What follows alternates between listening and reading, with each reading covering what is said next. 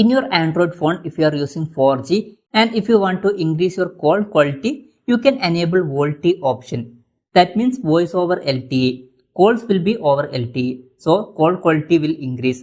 In this video, we'll be telling about how to enable Volte in your Android phone. For this, open settings.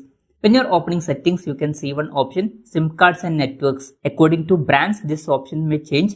In Poco and Redmi branded phones, it will be like this.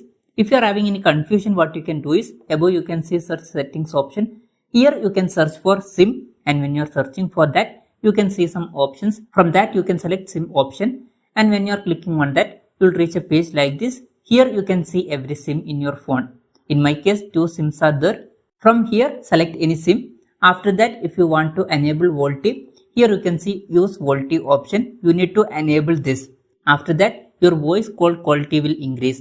So this way you can easily enable Volte in your Android phone. Hope this video was helpful for you. If you find it helpful, consider subscribing. See you in the next video.